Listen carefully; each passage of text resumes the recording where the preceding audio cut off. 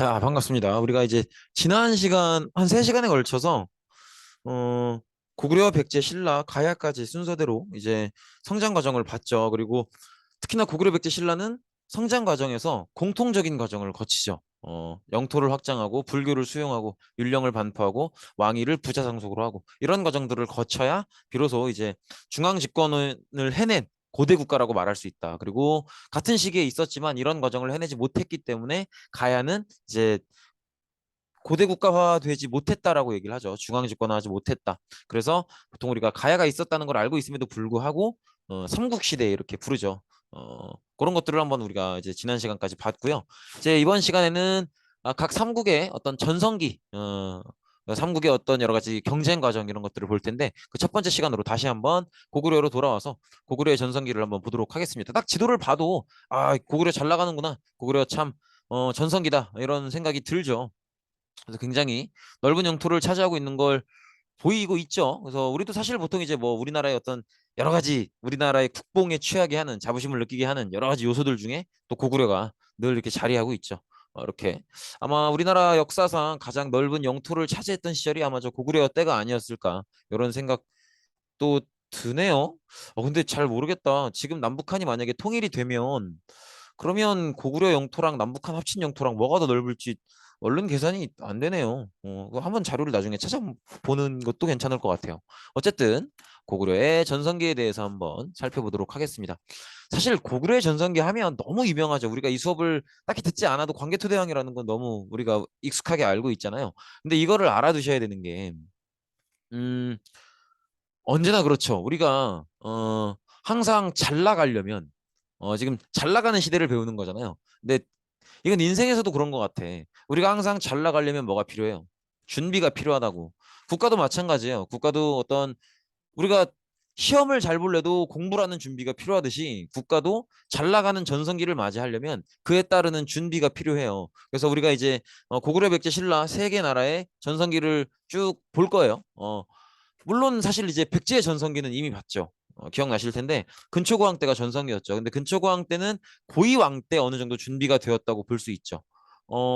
그리고 신라도 전성기를 맞이하는데 신라도 전성기를 맞이하는 그 왕, 그 전에 충분한 준비가 되어 있었기 때문에 그게 가능했던 거거든요. 광개토대왕도 마찬가지예요. 광개토대왕이라는 전성기를 맞이하기 위해서 그 전에 준비하는 과정이 필요하다는 거죠.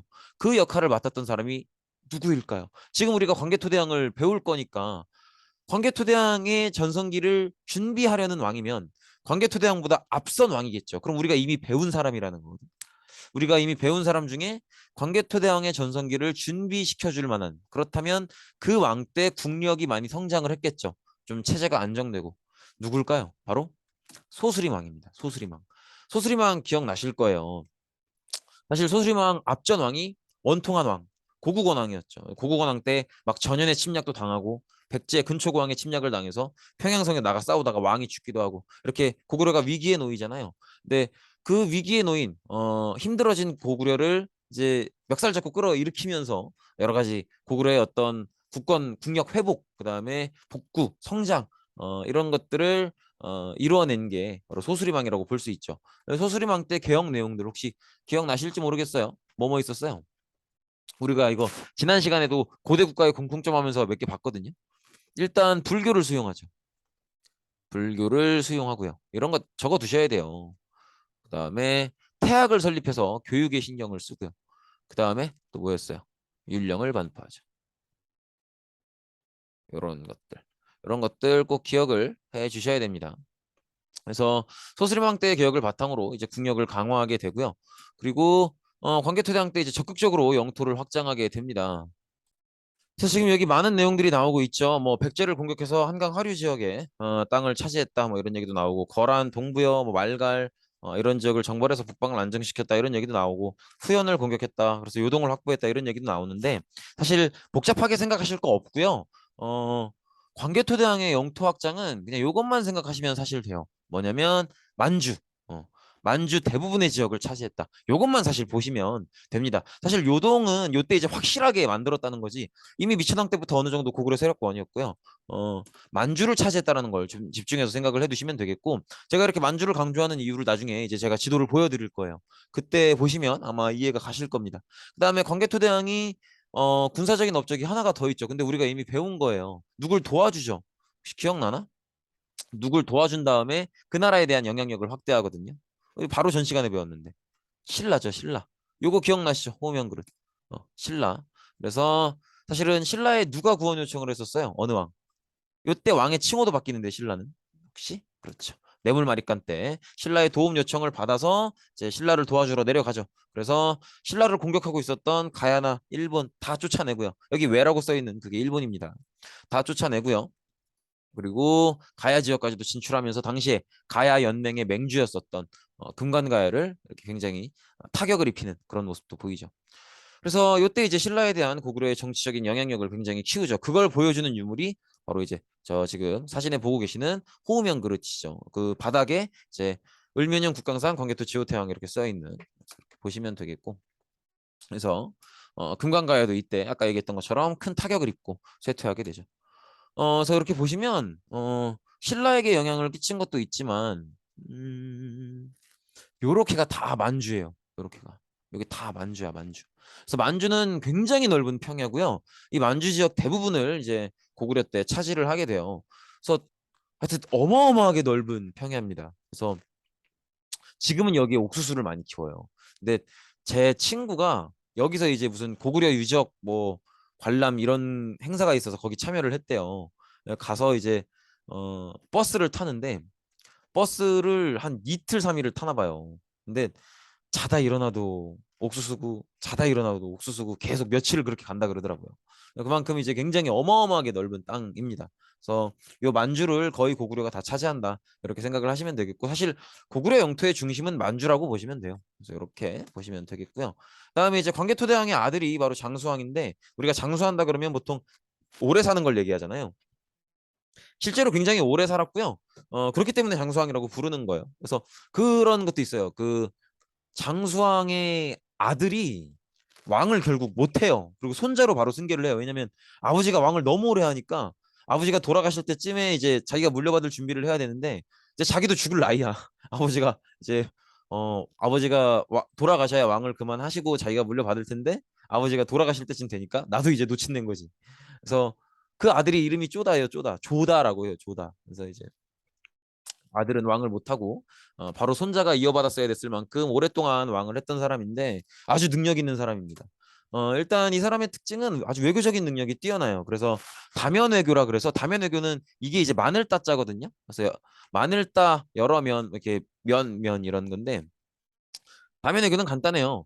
동시에 여러 나라랑 친한 관계를 다 맺는 거예요. 그래서 그 관계를 유지하는 건데 어, 지도로 보면 이런 식이에요. 지금 중국이 북위, 남조 이렇게 송 나눠져 있고 그 위에 북방민족으로 유연이 있는 그런 상황인데 지금 고구려는 이때 이제 장수왕이죠. 근데 고구려가 외교 관계를 어떻게 맺냐면 북위, 송, 유연 다 친하게 지내는 거예요. 그러니까 여기서 말하는 남북조라는 게 결국 남쪽 왕조, 북쪽 왕조를 얘기하는 건데 이 북쪽 왕조가 북이고요. 남쪽 왕조가 송이야.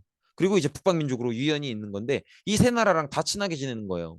이게 왜 이제 문제가 되냐면 문제가 된다기보다도 왜 좋은 거냐면 고구려는 셋 다 친하기 때문에 만약에 이 셋 중 하나가 고구려랑 관계가 틀어질 수도 있을 거 아니에요. 마음에 안 들 수도 있잖아 고구려가. 근데 그래도 섣부르게 고구려를 공격을 못 해요. 왜냐면 고구려는 나머지 둘이랑 다 친하니까.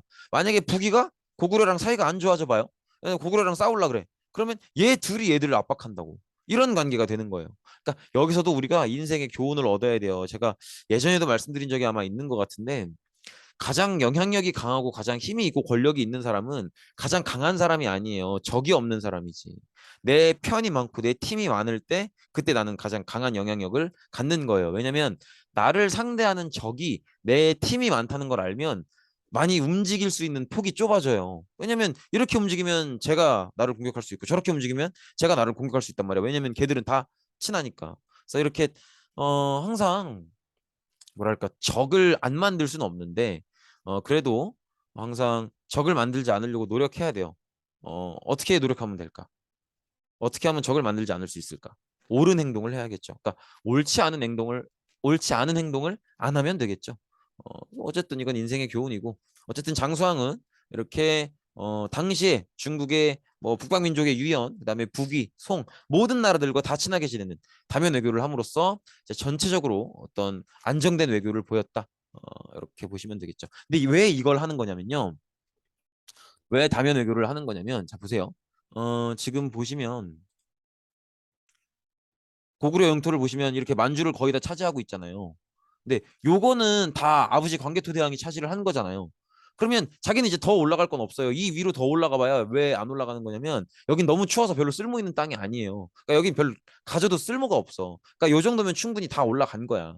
별 의미가 없는 거지. 그럼 이제 내려가야 돼요. 이게 이제 장수왕 생각이야. 북쪽으로는 아버지 때 충분히 올라갔으니까 자기는 아래로 내려가야겠다는 거지. 근데 자기가 아래로 내려가려면 병력을 남쪽으로 집중을 해야 되는데 그럼 여기가 비잖아. 그러면 여기가 병력 없이도 지키려면 어떻게 해야 될까? 그러면 나를 공격할 적을 안 만들면 되겠구나. 그러면 내 주변에 있는 모든 나라들과 친하게 지내면 얘들이 나를 공격하지 않겠지. 그러면 만주 지역에 병력을 많이 두지 않아도 아무도 만주 지역을 공격하지 않겠지. 그러면 만주를 지킬 수 있겠지. 그러면 나는 남쪽으로 공격하는 데 집중할 수 있을 거야. 이 생각인 거예요. 머리 좋죠? 이렇게 하는 겁니다. 정치는. 이렇게 보시면 되겠고. 그 다음에 이제 평양성으로 천도를 하는데, 음, 천도는 어디로 하든 하려고 생각을 했었어요. 장수왕은. 왜냐면 이게 이제 원래 수도가 국내성이었잖아요. 근데 어디로 가든 수도는 옮기려고 했어요. 이게 그럴 수밖에 없는 게 자기 아버지가 워낙 위대한 왕이잖아요. 근데 자기 아버지가 이제 워낙 많은 영토를 점령하고 정복을 해서 어마어마하게 넓은 땅을 차지해냈잖아요. 근데 그걸 광개토대왕 혼자 했겠냐고. 절대 아닐 거 아니에요. 광개토대왕과 함께 광개토대왕을 따르면서 그 많은 영토를 정복하고 전쟁을 목숨 걸고 하고 이런 장수들이 있을 거 아니에요. 장군들이 있고. 걔들이 다 귀족 세력이란 말이야. 그러면 자기 아버지 광개토대왕은 돌아가셨지만 광개토대왕과 함께 만주벌판을 달리면서 막 땅 정복하고 전쟁하고 그랬던 귀족 세력들이 여전히 남아 있단 말이에요. 그리고 내가 왕위에 올라왔어. 난 아직 어려, 애기야. 완전 애기는 아니지만 그래도 난 아직 어려요. 그러면 그 자기 아버지랑 같이 활약했던 그 귀족 세력들 장군들이 나를 왕으로서 진심으로 인정할까? 물론 공식적으로 왕이니까 뭐 폐하 이렇게 하겠지만 마음속으로는 아유 저 꼬맹이가 뭘 알아 이렇게 할 거 아니에요. 그걸 장수왕도 느낀단 말이야. 그래서 장수왕이 뭘 하자고 하면 귀족 세력들이 다 나서가지고 폐하께서 아직 어리셔서 뭘 모르시나 본데 막 이런 식으로 나와요. 제가 부왕 광개토대왕과 함께 만주벌판을 호령할 때는 말입니다. 이러면서 라떼는 말입니다. 막 이런 얘기를 한단 말이에요. 그러니까 그냥 쉽게 상상해 보시면 돼요. 여러분들이 장수왕이야. 여러분들이 왕이야. 그래서 이제 딱 왕위에 즉위를 해서 회의를 하러 갔어요. 여러분들은 아직 청년이야. 한 20대 초중반밖에 안 돼. 근데 막 50대, 60대 아저씨 할아버지들이 쭉 앉아가지고 막 나를 애기 보듯이 보면서 막 내가 무슨 얘기하면은 폐하 너무 어리셔서 그런데 아직 뭘 모르시네요. 막 이러고 있단 말이야. 사실은 내가 20대 초반 청년이면 50대 할아버지들 말 걸기도 어렵죠. 진짜 어른들인데 내가 아무리 왕이라도 부담스럽잖아요. 그렇잖아. 그러면은 그것만으로도 부담스러운데 내가 그래도 왕으로서 뭔가 얘기를 꺼내면은 다 애기 취급하고 얼마나 짜증이 나요. 그러니까 근데 이 사람들은 수도가 국내성이기 때문에 다 자기 기반이 국내성에 있단 말이에요. 그러니까 장수왕 생각에는 이럴 바야 그냥 딴 데로 가자 열받는다 이런 생각이 드는 거지. 그래서 수도를 어떻게 해서든 옮기려고 하는 거예요. 그리고 수도를 옮겨야 이 귀족 세력들을 좀 약화시켜 놔야 내 왕권도 클 것 같고. 그래서 어디로든 가려고는 했어요. 근데 이제 하필 왜 그게 다른 데가 아니고 평양이냐는 거지. 근데 아까 얘기했다시피 장수왕은 북쪽으로는 이미 아버지가 충분히 정복을 했다고 생각을 했어요. 그러니까 북쪽으로 더 올라가서 더 정복할 필요는 이젠 없어. 그럼 남쪽으로 가야지. 그러면 최소한 기존 수도인 국내성보다는 남쪽 지역에서 수도를 찾아야 될 거예요. 남쪽 지역에 괜찮은 도시를 찾아봐야겠죠.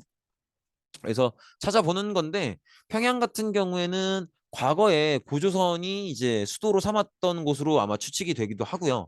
그다음에 고조선이 무너지고 나서 한사군을 설치할 때도 굉장히 많은 어떤 영향을 끼쳤던 그런 도시란 말이에요. 그러니까 무슨 얘기냐면 평양성이라는 곳은 국내성보다 남쪽이기도 하고 고조선 뭐 한사군 이런 거 거치면서 굉장히 문화적인 어떤 토양이 쌓여 있는 그러니까 쉽게 얘기하면 잘 사는 잘 나가는 도시예요. 그러니까 우리나라로 치면 뭐 인천이나 부산이 그렇죠. 수도는 아니지만 수도만큼이나 되게 규모가 크고 잘 나가는 도시잖아요. 평양성이 그렇단 말이야. 수도는 아니지만 굉장히 오랫동안 역사가 있는 도시고 사람들이 수준이 높은 도시고 많은 사람들이 살고 있고 경제적으로 문화적으로 발전한 도시란 말이에요. 그러면 내가 남쪽으로 정복을 할 예정인데 그러려면 수도를 남쪽으로 내려야겠어. 그러면 국내성보다 남쪽에 있으면서도 이미 발전한 도시 평양성 괜찮다는 거지. 이해되시겠죠? 그래서 이렇게 국내성보다 남쪽에 있으면서 국내성보다 남쪽에 있으면서 이렇게 문화적으로 발전한 그리고 더구나 평양성이 더 주목받았던 건 이렇게 무릇 수도라면 뭐가 흘러야 돼? 강이 흘러야 되거든. 근데 이렇게 대동강이 크게 흘러주고 있거든요.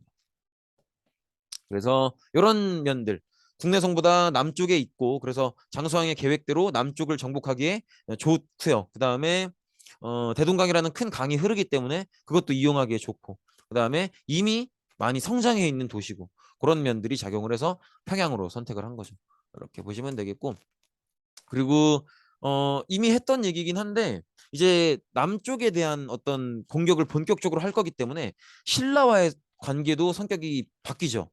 아버지 광개토대왕 때는 뇌물마리간을 도우면서 정치적으로 간섭하는 형태였다면 이제 장수왕 때는 직접 공격을 할 거란 말이에요. 그래서 신라도 이걸 알고 백제랑 동맹을 맺었죠. 나제 동맹 기억나시죠? 그래서 장수왕이 이제 본격적으로 남쪽으로 공격을 내려가는데 자 장수왕 생각에 신라랑 백제 중에 어디를 먼저 공격하는 게 좋겠어요? 어디가 나을까? 이게 잘 생각해 보시면요. 우리나라가 이렇게 있잖아요. 그러면 어, 신라 이게 산맥이 이런 식으로 흐른단 말이에요. 그럼 신라는 사실은 이 산맥 안에 갇혀 있는 땅이에요.